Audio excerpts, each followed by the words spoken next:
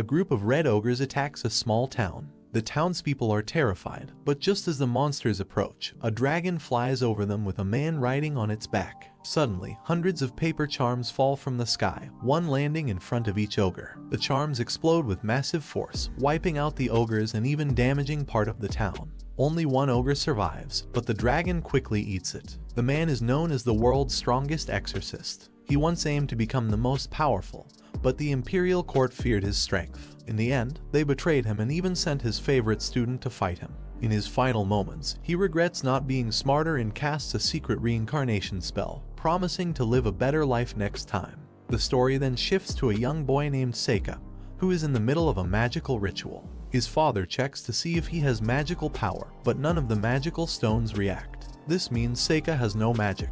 His brother Gray mocks him, calling him a failure. Seika has been reborn into a different world, where magic works in a new way. Though he doesn't have magical energy like others, he can feel strong spiritual energy inside himself. To practice his old spiritual arts, he uses leaves to make small creatures, as paper is too expensive. The leaves turn into crows and mice. Gray finds him and threatens him, but the crows protect Seika. Their older brother Luft arrives and tells the crows to leave, then helps Gray get medical care. Seika is often left alone because he is the son of a mistress and has lower status in the family. He works hard to learn about this new world and even makes his own paper to create paper charms. A kind maid named Yifa returns a coat Gray had thrown away. Gray comes in to make fun of them and brags that he will go to the Imperial Magic Academy. Their father walks in and tells them to go back to training. Seika asks to join them. Luft shows his wind magic by cutting a stone, and Gray fires a fireball. They mock Seika, thinking he has no power. Seika accepts the challenge. He doesn't want to reveal his strength yet,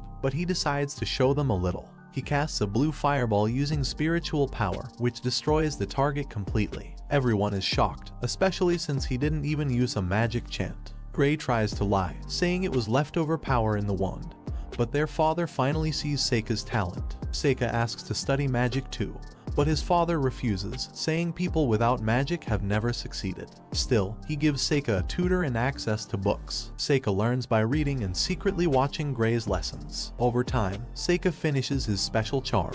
In his past life, he used to defeat demons and lock them in another world to summon them later. He decides to try summoning one of them. A door appears, and a girl steps out, excited to see him. Her name is Yuki. She looks different because Seika's power is weaker in this life. Seika is happy the summoning worked. Yuki asks to stay with him, and when he says she can't be seen, she turns into a tiny wolf and stays nearby. Later, Gray is yelling at Yifa for spilling water. He then tries to take advantage of her, but Seika steps in and protects her. Gray tries to hit Seika, but Seika easily stops him. Yifa is thankful and takes Seika outside to show him an injured rabbit. Seika tells her to look away, takes some of the rabbit's hair, and uses a charm to heal it. Yifa is amazed. Seika realizes she is special too. She admits she can see elemental spirits, though they seem to avoid Seika. Seika asks if she has ever spoken to the spirits, and she remembers shouting at wind spirits once. Seika sees her potential and offers to teach her. Though Yifa believes she cannot use magic, Seika tries to train her. He makes a soul flame and tells her to banish it. At first, she fails, but when she gets angry, the flame disappears. Seika sees she has promise and the two start training in secret. 1 year passes. On Seika's 12th birthday, no one celebrates. His father is away, but surprisingly, Gray and Luft come to him with wooden swords. Gray says Seika is only fit for the army, but Luft says they want to teach him how to use a sword. Suddenly, a maid warns everyone that a monster is nearby. Their father is still gone, and everyone panics. Seika senses the monster and rushes outside. The creature, a giant elder newt, is targeting Yifa. Seika watches as the monster is stopped by a flame, realizing Yifa managed to protect herself. He then lures the monster away and uses a poison attack to defeat it in one strike. Everyone is shocked and amazed. Seika waves back at them, happy that his family might finally see his worth, and hoping that this is the beginning of the life he always dreamed of. Seika receives a celebration for the first time, with a feast in his honor. His father praises him for defeating the monster, saying even experienced adventurers would have struggled. As a reward, Seika asks to study magic at the Royal Academy. Remembering how Seika always studied on his own, his father agrees, but reminds him that he'll still need to pass the entrance exam like everyone else. Seika then asks if Yifa can join the academy too as his assistant, since her power might be helpful. Yifa panics at the idea, but Seika proves her strength by giving her a wand and asking her to perform a spell. She does well, and their father is shocked to see her control intermediate level magic. He agrees to let her go as well. Gray complains, saying two brothers shouldn't attend the academy together. Their father agrees and decides Gray will instead join the Imperial Army, since he spent more time training with a sword than studying magic. Angry, Gray challenges Seika to a duel. Their mother tries to stop them, but Seika accepts, and their father schedules the fight for the next morning. Later that night, Seika gets a visit from his older brother Luft, who brings him a gift, a glass pen, as a late birthday present. Luft also apologizes for being distant and tells Seika he's proud of him. He asks Seika not to hurt Gray too badly in the duel. Not long after, Gray breaks into Seika's room and insists they fight immediately, refusing to wait until morning. He accuses Seika of just being lucky in defeating the monster. Gray attacks using a powerful flame spell, but Seika is unharmed. Gray continues with a wind spell, but Seika blocks it with a barrier. Then Seika uses a paper talisman to freeze Gray in place. Gray tries to move, but can't. Seika causes pain to Gray by squeezing the talisman. Gray finally passes out, unable to understand Seika's strange abilities. Yuki asks why Seika let him live after seeing his power, but Seika explains that he promised Luft that he would go easy. It turns out Seika had planned everything. 6 months earlier, he had summoned a huge Cyclops to scare the monster down from the mountains. Yuki was the first to be summoned, but the Cyclops helped make Seika look like a hero in front of his family. Yuki wonders why Seika hides his true strength, but he explains that it was being betrayed by the weak that got him killed in his last life, so he's being smarter this time. Later, Seika and Yifa prepare to travel to the academy. Luft gives them a message from their father to study hard and take care of each other. During the journey, Seika gives Yifa a necklace made of mana stones to help her connect with spirits. Yifa is thrilled, while Seika struggles with motion sickness from the carriage ride. At home, Seika's father remembers how Seika first arrived as a baby. A woman had handed him over and disappeared. Seika is actually the son of his brother Gilbert, who had once been an adventurer but was lost in dangerous lands. Seika's black hair and early use of magic made him stand out and caused others to treat him differently. His father always felt Seika could grow into either a great hero or a terrible villain. That's why he sent Gray to the army and chose the academy for Seika, hoping it would guide him the right way. When Seika and Yifa reach the academy, they get settled into their rooms. Yifa jokes about staying with Seika since he's her master now, but Seika misunderstands and says he lost his appetite, thinking she meant dinner. Yifa walks away a bit sad, and Yuki complains that Seika is clueless. Yifa clearly likes him and is using her role to stay close. The next day, Seika and Yifa explore the city and head to register for the entrance exam. When Seika reveals he is from a noble family, others take notice. Yifa introduces herself as his slave, surprising everyone. She is tested and found to have wind and fire affinity. When it's Seika's turn, the machine doesn't react at all. He calmly says he has no mana, and the instructor still allows him to register. The other students start whispering that he will only get in because of his noble background. Yifa becomes angry and accidentally reveals her flame powers, scaring them into silence. Suddenly, a confident girl walks by, introducing herself as Amu. When she touches the device, it shines brightly, showing she has strong control over all 4 elements. Everyone is amazed. Seika thanks her for stopping the gossip, but Amu says she wasn't helping him. She thinks he's wasting everyone's time and will just get in the way. Seika, however, realizes that she is the same person as his top disciple from his previous life, though she looks a little different. Her soul is the same. The entrance exam begins, and Yifa feels nervous about her performance. Seika tells her not to worry since she still has a chance to do better in the practical test. In the practical exam, the examiner explains that students will aim at targets that represent different elements, and their total score will depend on how many they hit. One by one, the students cast spells, but Seika isn't impressed by what he sees. Then Yifa steps up and uses her flame spell, creating a huge burst of fire that even burns a fireproof target. Everyone is shocked that she used a strong spell without saying the magic words. Next, she uses a wind spell and destroys the target completely. She says sorry for the damage, still unsure if she'll pass, but Seika is happy with how far she's come. She tells him she's been practicing secretly to surprise him, and Seika feels emotional seeing her progress. When it's Seika's turn, people start whispering because they know he has no mana. Still, he casts a fireball with a blue flame that amazes everyone. He then targets the earth element, using his spiritual arts to turn solid rock into crystal, surprising the examiner. Next, using a talisman, he creates water and freezes it into a glacier. The examiners are left confused and shocked, especially since they expected very little from Yifa and nothing from Seika. Later, they talk about the top students, including a girl named Amu, who destroyed all 6 targets and showed power in all 4 elements. They wonder if she could be the legendary hero who appears when the Demon King rises again. When the results are posted, Yifa is worried she failed, but she's actually ranked 2nd. Seika comes in 3rd and is surprised that she beat him. Amu is ranked 1st. Soon after, they receive letters confirming their admission to the academy. Yifa is sad they won't be in the same dorm, but Seika tells her it's okay. Suddenly, he senses something strange and asks if Yifa can see spirits. She says yes, and they find a large magic circle but leave it alone, thinking it might belong to the academy. Seika secretly places talismans there, just in case. At the welcome event, students enjoy food while Amu gives a speech. Seika starts to feel uneasy. Suddenly, the doors blow open, and weak demons appear. Students panic and run, but some try to fight. Seika notices the demons are searching for something. One of the demons approaches, but Amu jumps in to fight it using her wind spell. Meanwhile, Seika finds the person who summoned the demons using his talismans. He tells Yifa to stay safe and goes to deal with the threat. In the forest, Seika tries to talk to the demon, but the demon mocks him and sends more monsters. Seika quickly defeats them and even traps one. The demon introduces himself as Gallius, the metal demon. Seika attacks with talismans, but Gallius blocks them.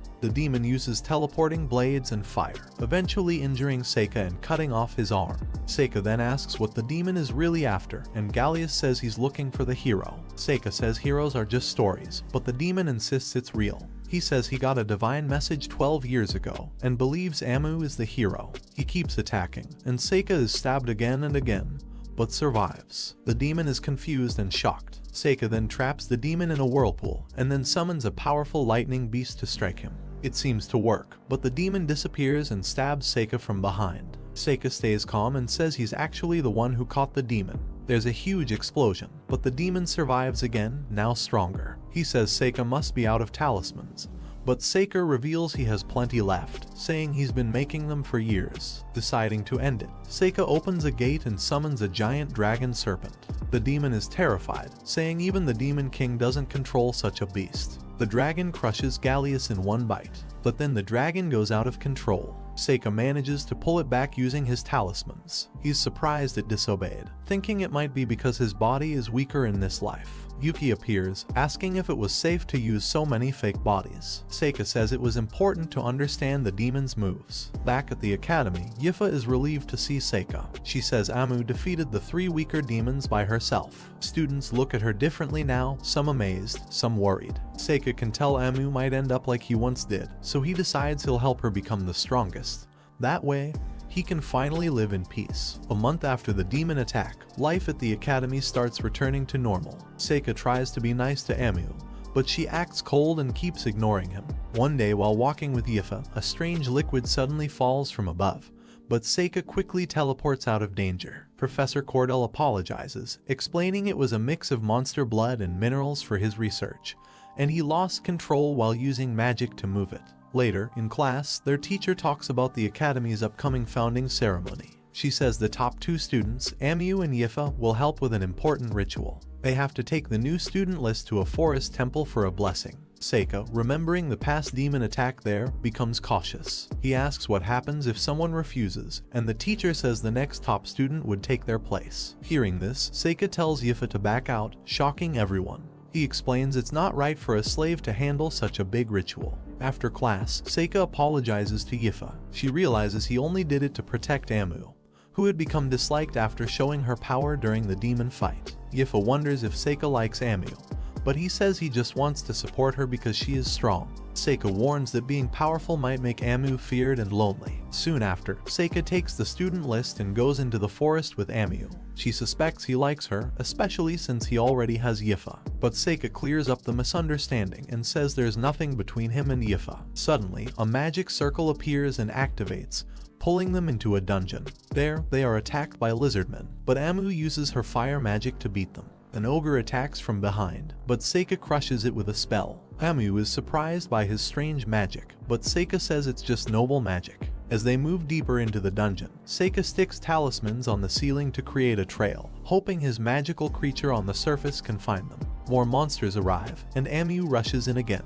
During the battle, she gets dizzy and faints. Seika fights to protect her, summoning a giant centipede to clear the enemies. When Amu wakes up, her head still hurts. Seika puts up a barrier that seems to block the pain and suspects a curse. Amu says the headache started after joining the academy. Since she doesn't see any marks, Seika checks her body, but they find nothing. Still, he believes it's a hidden curse and uses her hair to make a decoy that can stay inside the barrier. While talking, Amu asks about his bond with Yifa and guesses she loves him. Seika says Yifa is like family, and explains how she was the only one who treated him kindly when others didn't. Amu shares her own past, how she always loved to fight, even when others thought it was strange. She came to the academy to grow stronger, hoping one day she'd get tired of fighting and feel normal. But after the demon battle, she enjoyed it too much, and now thinks something might be wrong with her. Seika comforts her, saying she's not weird. They move on and reach the dungeon's boss room, where a giant monster spits acid at Seika. Amu distracts it, and Seika pins it with a metal spear. Amu blasts it with fire, causing an explosion and finally defeats it.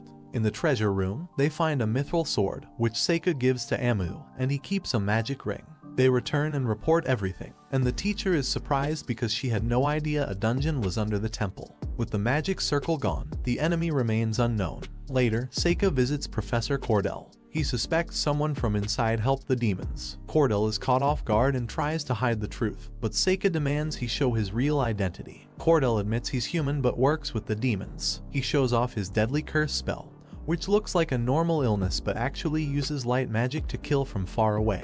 He plans to use it on Amu, but Seika says he's already protecting her. Since the curse targets those covered in demon blood and Amu had killed the demons, Seika covers himself with demon blood and becomes the target instead.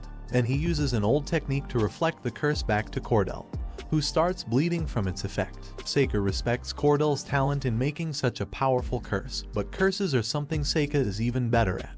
After the fight, Yuki wonders how Seika figured it out. It turns out that Seika's Shikigami found rare pollen on the professor, which only grows near the magic circle. With everything sorted, Seika tries to return to normal life. He gives the magic ring to Yifa, which helps her attract elemental spirits. He tries talking to Amu again, but she still keeps her distance. However, now she seems to get along well with Yifa, leaving Seika puzzled about when that happened. A full year passes peacefully, and the students enjoy another feast at the academy. Amu feels thankful to Yifa for helping her with studies throughout the year, and is happy that this time she can enjoy the food without any interruptions like before. Meanwhile, Seika keeps an eye on the school through his magical talismans, just in case anything strange happens. While he's watching, the vice principal approaches him and says that he and Yifa need to meet the principal. Almond jokes that maybe Seika is getting expelled, but Seika has a strange feeling about the meeting. Yifa is curious because they've never met the principal before. It was always the vice principal running things. When they enter the office, they are surprised to find a short dwarf woman.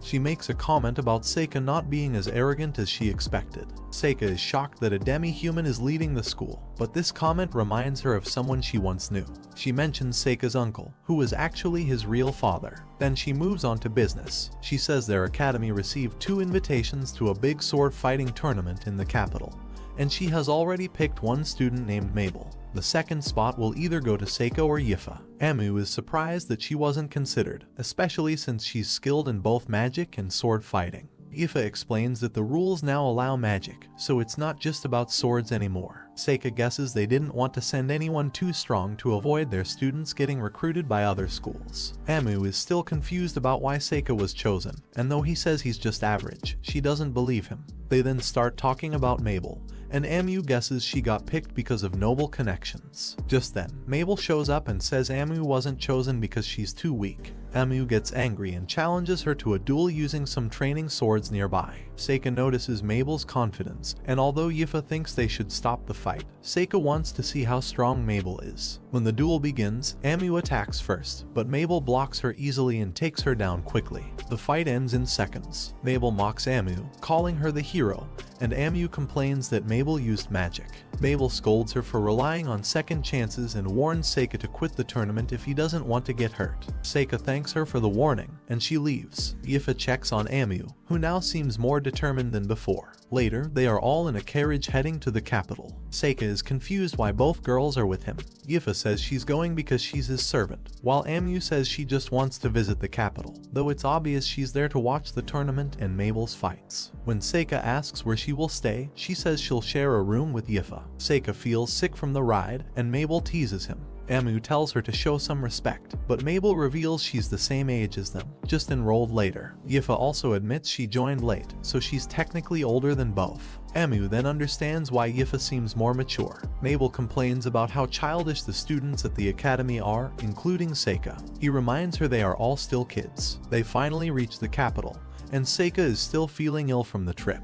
Mabel has already gone off somewhere. Yifa suggests he rest, but Seika wants to go check the tournament matchups. He finds that if both he and Mabel win their first matches, they'll face each other in the semi-finals. After checking the schedule, Seika goes to rest at the inn. Yifa offers to stay with him, but he tells her to go explore the city. Amu makes a joke about him needing private time, but he tells her not to be weird. Once alone, Seika prepares himself for the tournament, wondering why the principal really wanted him to compete. On tournament day, the announcer explains that this year magic is allowed, and around half of the fighters are mages. Each fighter wears a magic amulet that protects them from serious harm, ending the match when it breaks. Seika realizes this is how they are trying to avoid deadly injuries. In the first round, Seika's opponent is a former noble-turned-mercenary known for his incredible speed. He's known as the Godspeed Bulldog and seems excited to fight a noble because he has a grudge against them.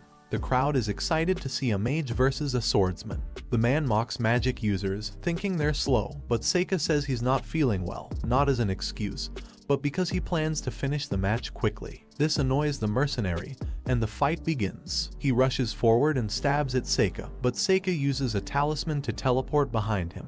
He then uses another spell to blast the man out of the ring instantly. The match ends in seconds, and Seika is declared the winner. The crowd is shocked at how fast it ended, while Seika realizes he should probably hold back more next time. Later, Yuki appears and asks how far he's planning to go in the tournament. She warns him about using too many talismans and becoming too noticeable. Seika explains he needs to protect Yifa and Amu, so it's necessary. He then joins the girls in the stands to watch the next fight. They meet Burn, a student trained by a famous water magic sage, and his opponent Kyle, a guard from a merchant group. Kyle's appearance makes the crowd wonder how he will fight. When the match starts, Burn prepares himself, but then freezes when he sees Kyle's eyes. Seika senses something strange and tries to get a better view. Kyle slowly walks toward Burn, who doesn't move at all. Seika sees fear in Burn's eyes, and Kyle calmly stabs him. Blood spills everywhere, shocking the audience. Even though someone got hurt badly, the crowd still cheers for the excitement. But Seika and the girls are disturbed. Seika looks closely at Kyle and realizes he has a cursed eye, one that can paralyze or kill with just a glance. In the second round of the tournament, Seika's next opponent is a giant golem, made especially to fight magic users. The golem's master proudly says that Seika has no chance to win. But as the battle starts, Seika quickly summons one of his hidden demons, which slices the golem in half and disappears. To the audience, it looks like Seika simply used wind magic. The woman is left confused while Seika is announced the winner. He jokes that it was a close fight, which surprises Yuki. Seika explains that using summoning magic is banned, and if anyone realized he summoned a demon, he would have been disqualified. After the fight, Yifa becomes more worried about Seika, especially after seeing Kyle's brutal match earlier. She suggests he should drop out, but Seika assures her he'll be fine. Amu says his matches are too short and boring to watch. She asks if he plans to join the Imperial Guard if he wins, but Seika replies he would turn it down. Amu quietly feels relieved, though she tries not to show it. Next, Mabel faces Horo, a skilled earth magic user. Horo begins by firing rock attacks, but Mabel easily cuts through them. Even when Horo creates a big wall for protection, Mabel throws her knives and breaks it. He keeps building more walls, but Mabel destroys them one after another. Amu wonders how she's doing it, and Seika guesses she's using gravity magic to make her weapons much heavier. Finally, Mabel destroys Horo's staff, and he gives up. She wins the match, and the crowd starts calling her the unstoppable hero. Seika is confused about the title, but Amu tells him that Mabel shares her name and weapon with the second hero from Legend. This makes Seika curious. That night, a man sends off a message using a carrier pigeon, but Seika stops it. He accuses the man of working for devils. The man denies everything and tries to attack, but Seika catches him using vines. Seika had seen him talking to an information dealer through one of his spirit creatures. He asks about the message, but the man says he won't talk, no matter what. Seika then calls one of his demons, Satori, who can read minds just by being looked at. With this, Seika learns the man is working with the devils and is looking for the hero. The target turns out to be Mabel. The man is shocked that Seika figured it out. Seika then lets the vines go but tells Satori to eat him. The man is terrified and gets eaten. Satori says he had to do it, but he had actually been reading Seika's mind. Seika gets angry and sends him back through his gate. Yuki shows up, and Seika apologizes for scaring her. He checks the intercepted message, but it's written in code. He regrets not keeping the man alive. He figures out the Academy's plan. They sent Mabel to draw attention as a false hero, so the devils would stop targeting Amu. Yuki asks about Mabel, and Seika guesses that she's using a fake name but says he doesn't care to dig further since she's helping protect Amu. The next day, Kyle wins again by using his evil eye. Another student, Rianez, who can use all 4 elements, also advances. Rianez tells Seika they'll meet in the finals. Seika's next match is against a necromancer, but he wins easily. Mabel also wins her fight. Afterward, she warns Seika to drop out before they fight, but he refuses. She admits she will fight seriously and doesn't want to kill him, but Seika still won't step down. There's a sudden announcement, since Kyle's next opponent has withdrawn. His semi-final match against Rianez is moved up. When the match starts, Rianez uses light magic to protect himself from the evil eye. Amu is surprised he can use light magic along with the 4 elements. Rianez feels confident and starts attacking, but Kyle just walks toward him, unfazed. Rianez uses all his powers and even summons golems, but Kyle destroys them all using shadow magic. Rianez tries a final attack but gets trapped by Kyle's shadow, and the fight ends with Kyle winning. That night, Seika thinks about going back to the academy after the finals. Yuki reminds him again not to win. When Seika lies down to sleep, Yuki suddenly takes her human form and says she wants to sleep beside him. Seika says they always sleep together anyway. Suddenly, Seika senses Mabel thanks to his spirit creature. He tackles Yuki down to protect her just as an explosion happens and Mabel shows up on the roof. Mabel jumps into the room and attacks with her knives. She pushes Seika out the window, but he escapes her grip. He tries to trap her with vines, but she defends herself. She charges again, but Seika uses a dummy talisman to escape. He holds her off and tries to talk to her. Mabel feels surprised when Seika tries to talk after she attacked him, but he knows she wasn't aiming to kill, just to injure him enough to make him drop out. She wants to reach the final round and asks him again to quit. Seika then reveals that he knows she's pretending to be the hero to distract the devil so the real hero, Amu, stays safe. Mabel is shocked that he knows so much but explains he's slightly wrong. Her mission isn't to win, it's to lose her life to Kyle so the devils believe the hero has died. She tells Seika that both she and Kyle were raised and trained by the Legrock merchants, who take young, talented slave children and turn them into perfect soldiers. Part of their training involves cutting into the brain to engrave magic, removing emotions like fear and doubt. These children grow up in groups of 4, and at the end, only one is chosen to become a real soldier by killing the other 3. Mabel reveals she wasn't chosen and was considered disposable, so the merchants gave her this mission as a trick for the devils. She adds that Kyle is the last person she must face and that she wants to take revenge because he killed her brother. Seika, however, figures out the truth: Kyle is actually her brother. He can tell because their hair and eyes match. Mabel admits that before her brother's transformation, he told her that if he became a different person, she should be the one to stop him.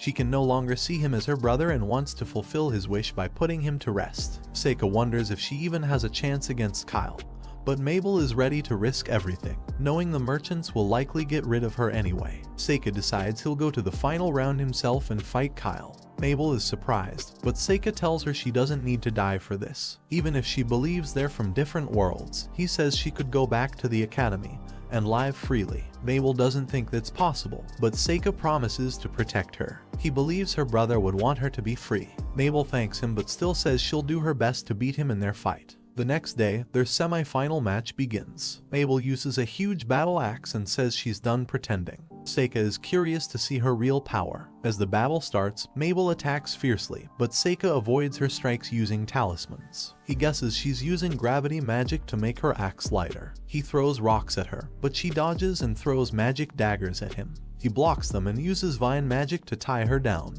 but she breaks free. Seika then makes her axe extremely heavy and binds her again, this time using stronger magic with mercury. When he grabs the axe, she says he can't lift it, but he uses another talisman to make it lighter. He then holds the weapon, and the match ends with Seika as the winner. He tells Mabel to leave Kyle to him. Later, the final match begins. Seika apologizes to Kyle for ruining the plan, but Kyle is just glad Mabel is still alive so he can kill her himself later. Seika tries to talk him out of it, but Kyle doesn't care. The fight starts, and Seika creates a red mist over the area. He attacks with fire, but Kyle's gravity magic blocks it. Seika switches tactics and uses mercury vines, but Kyle breaks free with shadow magic. As Kyle moves closer, Seika summons a powerful minotaur. Kyle's shadow attacks do nothing to the beast, and he's slammed to the ground. Seika says Kyle wouldn't have taken such a reckless fight if he could feel fear. He plans to let Kyle live, but suddenly a curse hits Seika. He tries to block it with a barrier, but it's too late. He's already taken damage and starts coughing blood. Kyle holds onto him and gives Seika a final message for Mabel.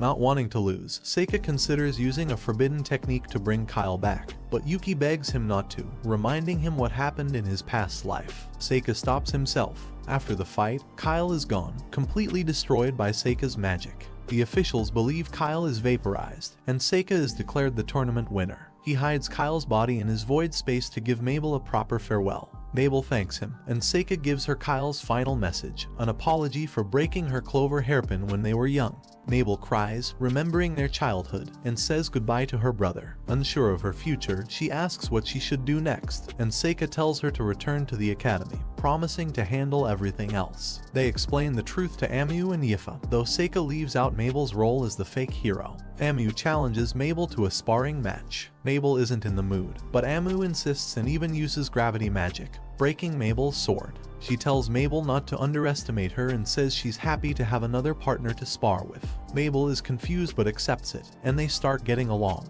Back at the academy, Seika meets the principal. She reveals she sent Mabel to the tournament to save her life. She saw Mabel's talent and created a plan to help her lose safely. Seika was her secret weapon. Seika wonders what she would have done if he had failed, but she says she's lived for centuries and knows who to trust. Seika jokes about her age, and she says she stopped counting after turning 300. She promises Mabel will be safe and asks Seika to guide her in this new life. Later, Seika finds Mabel with her natural hair color again. She tries to sneak off, but Seika catches her. Mabel complains about him being a strict teacher, but he says she needs to study because she failed the entrance exam. Mabel cries for help, and Yifa tells her that Seika is actually being kind. This surprises Mabel as she realizes things may not be so bad after all. As summer break nears, Amu becomes curious about everyone's plans. Seika shares that he is being sent to the country of Astelia to check on some strange dragon activity. Originally, the task was meant for his father, but since he is too busy, Seika is going instead. Amu wants to go along, but Seika reminds her that her parents are expecting her. Mabel says she has nothing planned and also asks to join, but Seika tells her she should focus on studying. He then invites Yifa, who agrees without hesitation. Suddenly, two guests walk into the hall. They introduce themselves as Cecilio, the first prince of Astelia, and his elven companion Lies. They greet Seika, but Cecilio becomes distracted by Yifa and shocks everyone by asking her to become one of his wives. Yifa quickly says she's Seika's servant, but the prince offers a high price for her. Lies tells him to stop causing a scene, so they move to a private room to talk in detail. Inside, the prince explains that the royal family once raised a dragon from an egg, and it peacefully lived alongside humans for 100 years. But lately, it has been attacking farms and animals. Cecilio asks Seika to figure out what's wrong. The conversation ends, but the prince again shows interest in Yifa until Lies reminds him to act properly. After the meeting, Amu and Mabel question Seika about Yifa possibly joining the prince. They are worried, but Seika thinks it might be a good chance for her if she's interested. The girls strongly disagree and tell him not to even suggest it. Seika is confused, not wanting to limit Yifa's options. 2 days later, Seika and Yifa travel with the prince's group to Astelia. The long trip is hard for Seika, but they talk about seeing a real dragon. Yifa mentions that the prince asked her to ride with him, thinking he was just joking, though she looks a bit pleased. After 9 days, they reach the capital, which looks beautiful, though the people live in fear due to the dragon. Suddenly, the dragon flies over them, and then dives down. A powerful lava tiger is summoned and jumps at the dragon but misses. The dragon flies away, and the tiger turns to attack Yifa. Seika stops it just in time but sees that it's causing damage. He prepares to destroy it, but another man appears and calls the tiger back into a book. This is Zekt, a summoner and leader of hired mercenaries. The prince scolds Zekt for the danger, but Zekt says he was trying to scare off the dragon. Seika asks why mercenaries were hired, and the prince admits he plans to kill the dragon to stop the attacks. Seika advises against it, saying the lava tiger isn't strong enough. Zekt claims to have killed many dragons and argues back. The prince breaks them apart and reminds Seika to watch his words. Seika apologizes, explaining he was upset because Yifa was in danger. He also asks if the queen approved the plan to kill the dragon, since it represents their country. But the prince says the decision was his alone. Later, Seika asks Yifa why she didn't use her magic. Yifa says she was too scared. Seika scolds her gently, reminding her that she must learn to protect herself. He regrets bringing her along if she can't react in dangerous situations. The prince tries to calm things down, saying fear is natural. Seika tells Yifa that if she can't fight, she should at least run or ask for help. As they return to their carriage, Seika feels bad for being harsh, but remembers a painful moment from the past when a friend froze during a dragon attack and died. He doesn't want that to happen to Yifa. The next day, they go to a library to read about dragons. Seika finds a story from hundreds of years ago. A queen raised a dragon that later lived in the mountains with another dragon. After 50 years, they had a child, and their behavior changed. Once the baby dragons grew up, they left. After another 50 years, the female dragon died. Yifa notes that now there should only be one dragon left, so something else must be happening. Seika decides to go up the mountain to find out. Yifa worries it's too dangerous, but Seika is confident he can handle it. That night, Yifa visits his room, saying the prince has been asking for her. She seems unsure of what to do. Seika tells her she doesn't have to go and offers her a place to sleep. She accepts and shares the bed with him. As they lay there, Seika asks how she feels about the prince. He says she doesn't need to worry about him if she's considering the offer. Yifa thinks he's trying to send her away and apologizes again for freezing during the attack. Seika explains he wasn't upset because of that. He just wants her to choose what's best for her.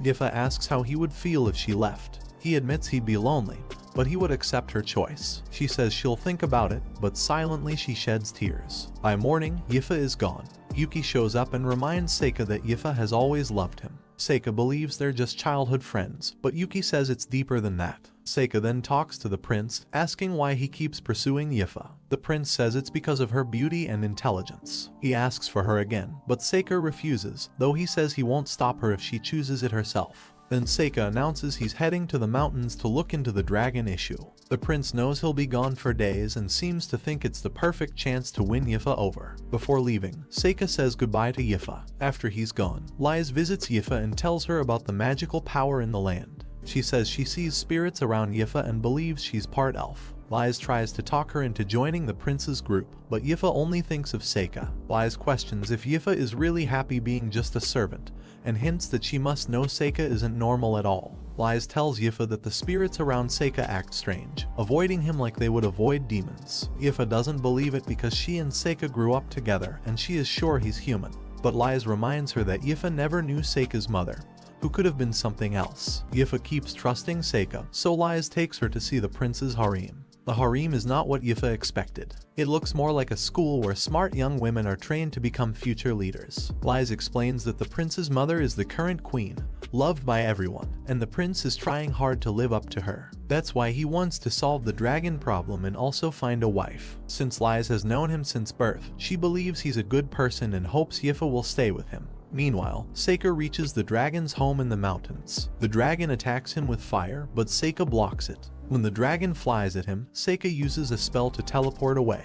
He then summons one of his powerful monsters, which scares the dragon so badly that it collapses. Seika uses a special net that doesn't burn to trap the dragon, but only after making sure it wouldn't get hurt mid-air. Yuki asks why he didn't use the net first, but Seika didn't want to risk harming the creature. As Seika looks around, he finds a dragon egg and realizes something is off. The dragon was supposed to be male, but it had laid an egg. Seika explains that some creatures can change gender and have babies by themselves. He gently warms the egg, thinking the dragon must have been trying to do the same. He begins to understand that the dragon's anger came from trying to protect its baby. Now that the truth is clear, Seika decides to go back, but the dragon wants him to stay. At the palace, Yifa is brought to the prince, who talks to a man named Grud. He evaluates Yifa like a product, checking her magic skills and knowledge, and puts a high price on her. The prince agrees to pay, saying he wants to free her from slavery. Yifa points out that they need Seika's permission, but the prince says he will pay so much that Seika can't refuse. He even suggests changing the law to end slavery just to get Yifa. Yifa refuses, saying that even as a servant, she can choose for herself. The prince's assistant brings the papers and says they need Yifa's fingerprint. The prince seems unsure, but the man convinces him this is best. Guards grab Yifa, and Lies blocks her magic. Lies cuts her finger to take the print, but just then, the dragon arrives, breaking the barrier. Seika appears with the dragon and says he needs Yifa's help to warm the egg. Lies warns her not to go, but Yifa admits her feelings for Seika and leaves with him. At the nest, they are attacked by the lava tiger again. Seika stops it and calls for Zekt, who comes out with his men. Seika realizes that Zekt was using the prince to get to the dragon egg. Zekt tells his monster to attack, but it's hit by water from the mountain. Yifa now stands bravely. When the enemies attack again, Seika uses a powerful fire spell that burns the tiger completely. Zekt is shocked and asks who Seika is, but Seika simply says he's the world's strongest magician.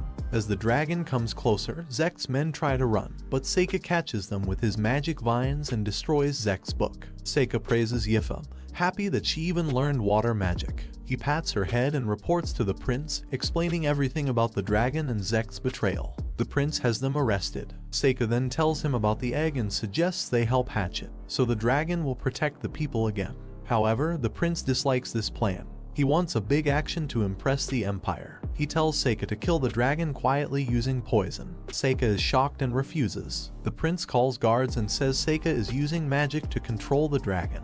He tells Yifa she is now free and warns her about Seika, but Seika defends her and gets angry, calling the prince a spoiled child. He says he will never give Yifa away. Lies suddenly laughs and tells the guards to stop. She asks Yifa what she wants, and Yifa says she just wants to return to school with Seika. Lies tells the prince to give up and apologizes to Seika for everything.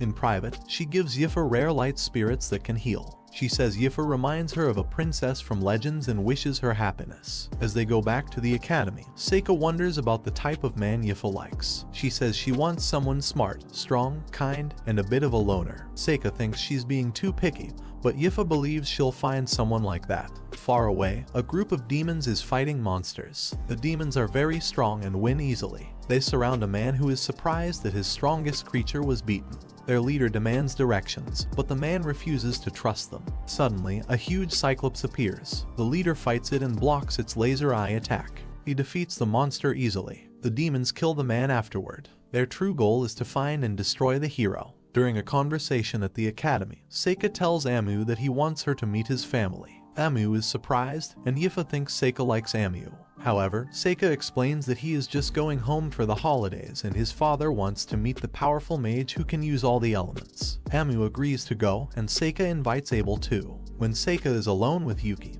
it becomes clear that Seika doesn't really want to return home. Still, there is someone important waiting to see them. Once they arrive, Seika's older brother Left welcomes them. Seika introduces his friends, and Anita's father, Eddie's, is happy to see her. Their reunion is interrupted when Gray appears. Seika worries Gray still holds a grudge because Seika got into the academy instead of him. Gray seems calm now, saying he's happy he joined the army, but he still remembers the embarrassment and challenges Seika to a duel. Amu steps in to fight instead, but Seika says he will duel Gray only if she loses. During their fight, Amu nearly wins, but Gray surprises her with a sudden move and disarms her. Amu complains that he used magic, but Gray denies it. Gray then insists on fighting Seika, but before it happens, Princess Fiona arrives. Her knight Goliath stands by her side, and she tells Gray he cannot win against Seika, so Gray backs off. Seika is shocked that Gray listens to her. Gray introduces Fiona as the Holy Princess, which surprises everyone. Yuki asks what a holy princess is, and they explain that it's not an official title, but Fiona is the daughter of the emperor, and a priestess, so she has special blood. Amu wonders why Fiona came, and Fiona says she wanted to meet her because she looks like the legendary hero. Fiona recalls a vision her mother once had. She says she will stay for a few days and wants Amu to travel with her to the capital later. After she leaves, Amu gets suspicious and asks Seika if he already knew Fiona would be there. Meanwhile, Seika's father talks with Eddies in his study. He asks if Eddies is upset about sending Yifa to the academy, but Eddies is more concerned about Yifa serving Seika. He finds it odd. Seika's father defends his son, saying he's been doing great at school. During dinner, Fiona starts talking about being reborn, which confuses people, but Seika quickly changes the subject. His father praises him for solving the dragon problem, and his mother, surprisingly, tells him to write letters more often. Seika is caught off guard because she has always ignored him in the past. Later that night, Amu visits Seika in his room just to spend time together. She asks if he plans to continue studying after graduation.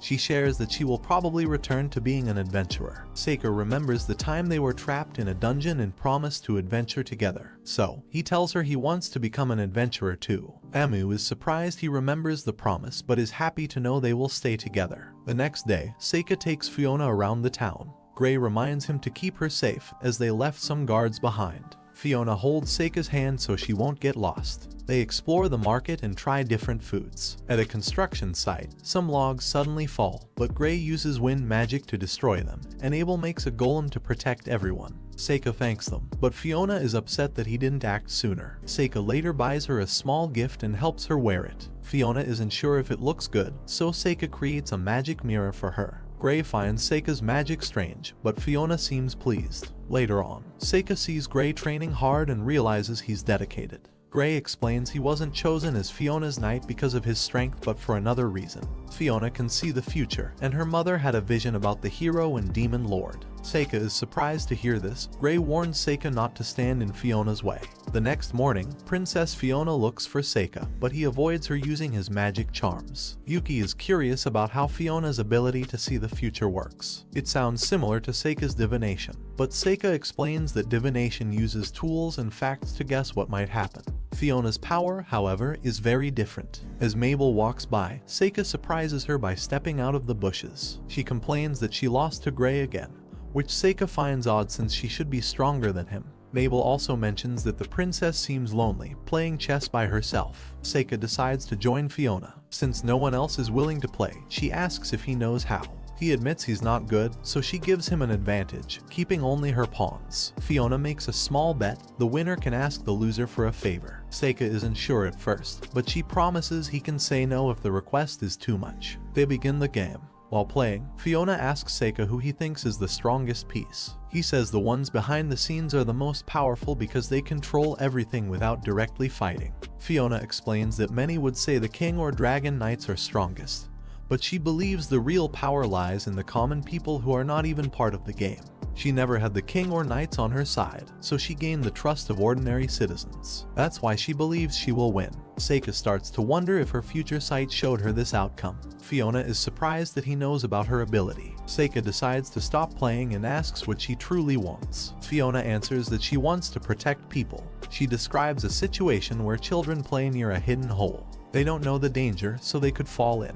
She wants to stop that from happening, even if she doesn't know the exact details, because anything she says could change the future. After hearing her reasons, Seika agrees to support her. Soon, it's time for them to return to the capital. Luft sees them off. Mabel wishes she could stay longer, but Seika reminds her that she has school. On the journey, Seika rides in the same carriage as Gray and Fiona, which is the most steady. Goliath is surprised that Seika doesn't like bumpy rides. Suddenly, an explosion hits one of the carriages. Luckily, it was just a fake used to confuse attackers. Seika goes outside and sees a group of bandits attacking. The leader tells his men to search the carriages and shoot arrows at Seika. Seika blocks the arrows with a magnetic cloud. The bandits then use magic, but Seika's barrier stops that too. Gray and his soldiers begin to fight back. The princess asks that the bandits be taken alive, so Seika uses his magic vines to trap all of them instantly. After the battle, everyone wonders why the bandits attacked a group with strong guards. They also question what to do with them.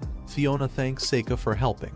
He asks if she knows who sent the attackers, but she says she has too many enemies to be sure. Seika worries about keeping the bandits around, but Fiona already planned ahead. She had extra carriages ready to take the bandits to the capital for questioning. Seika warns that the bandits could be dangerous if they're waiting for help, but Fiona says no reinforcements will come. Once they reach the capital, they all go their separate ways. Fiona thanks them again and tells Seika that she will always support him. Somewhere else, another group of bandits runs into a group of demons. The demons completely wipe them out. These demons continue heading toward the capital, determined to complete their mission of killing the hero. The school principal asks Seika to give a welcome speech to the new students. She says it's usually a big honor, though she knows Seika doesn't really care about such things. Still, Seika agrees. Yuki gets worried because doing this will bring him attention, but Seika says it's not a big deal. He begins to wonder if he's been hiding too much, thinking back to how he died in his past life.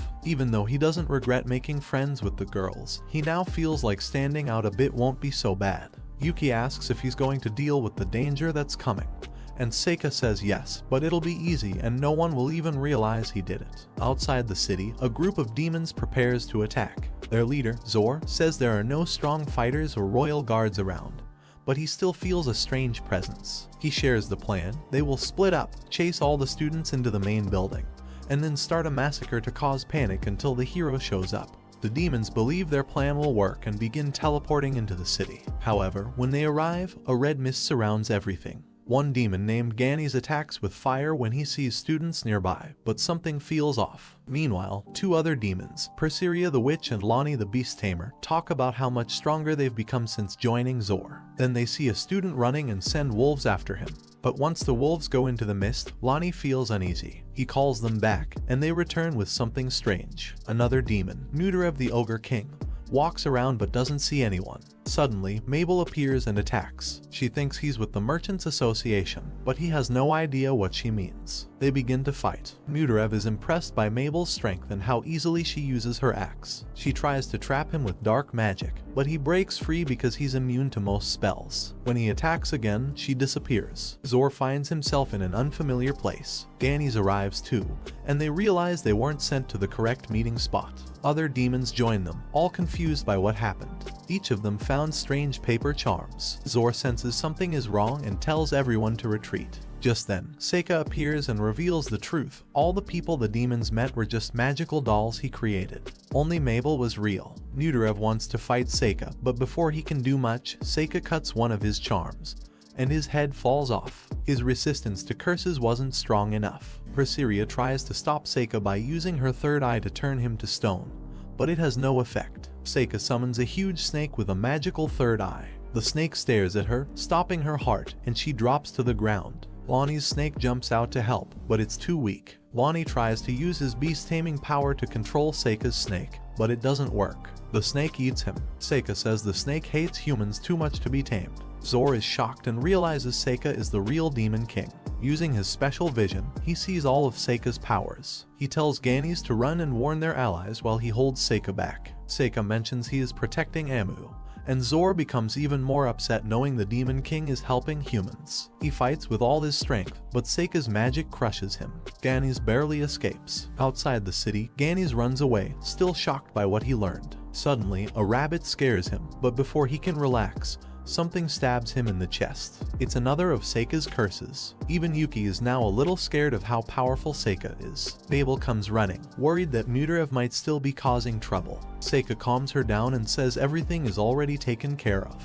He also asks her to keep it a secret. Later, the students gather for a party, and Seika thinks about what he should say in his welcome speech. He asks Amu how she felt when she gave hers, but she reminds him that her speech was interrupted by the demons. She had planned to talk about becoming stronger together and building friendships. As Seika gets ready to speak, a group of knights suddenly arrives. They are looking for Amu. She steps forward, and the knights accuse her of committing crimes against the Empire. They claim she killed a demon messenger. Amu is shocked and confused because she doesn't know anything about it. The knights arrest her. Mabel gets ready to fight, but Seika tells her to stop. He believes Amu is innocent, so there's nothing to fear. Amu is taken away, and later Seika talks with the principal. They both know that the Empire is trying to falsely accuse Amu. Seika finds it strange that the Empire wants to get rid of the hero, and although the principal says she's doing everything she can, she warns Seika not to act recklessly. But Seika clearly doesn't trust her to fix things alone. As Seika walks out, he tells Mabel and Yifa not to stress. He says they should believe in the principal.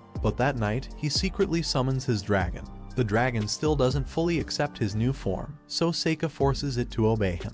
Yuki appears and begs him not to go. She's worried that if he uses too much of his true power, the country might turn against him and he could end up dead again like in his past life. But Seika doesn't care. He says he'll destroy anything in his way. Yuki sees how angry he is and asks him to think again, but he tells her to stay in her place. Then he takes off with his dragon, heading for the capital. Meanwhile, Amu sits in her cell, worried about her friends and wondering if she'll see Seika again. Back in the skies, Seika flies toward the capital, using his talismans to scout the area. When he arrives, he easily gets past the castle walls. A guard spots him and blows a whistle. Archers appear and shoot arrows at Seika, but he blocks them with a magical cloud. When they keep firing, he drops 2 giant rocks on them. As he moves forward, more guards try to stop him. He warns them to stand aside or be defeated. They attack with flaming arrows, forcing him to dodge. Seika strikes back with a white flame spell that burns through them. When more guards rush in, he summons a demon who slashes through them in moments. Seika continues forward, burning anyone who gets in his way, until he finally reaches Amu.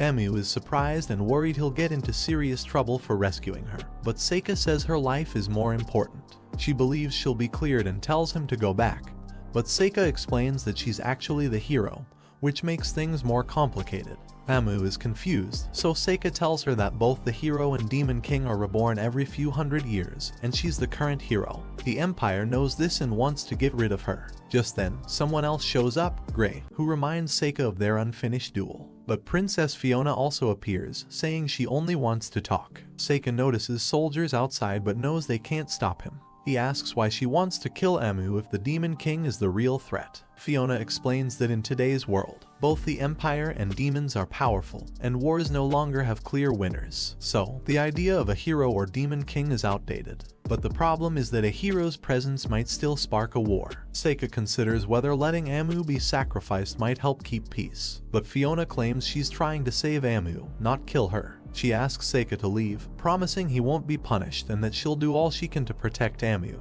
However, Seika doesn't believe her. He knows she's been manipulating them from the beginning. Fiona reminds him of his promise to follow her orders after losing a chess match, but Seika refuses to listen. Since there's no other option, Fiona shows them the way out and offers them a carriage. She tells them to head to Lacana, a free city. As they leave, Amu thanks Fiona for visiting her while she was in prison and for giving her a cloak. Seika feels guilty for not keeping his promise, so before leaving, he performs a massive spell. He opens many doors, releasing countless talismans that revive everyone he killed during the raid. Fiona is shocked, as this ruins her plan to cover everything up with a fake monster attack. Seika apologizes, saying he just wanted to do what's right. Seika and Amu leave the capital. He thinks about Mabel and Yifa, who must be worried. Amu feels sad about leaving the academy when they were so close to graduating. Still, they both look forward to starting a new life as adventurers. Meanwhile, Fiona writes a letter to explain the situation to Mabel and Yifa.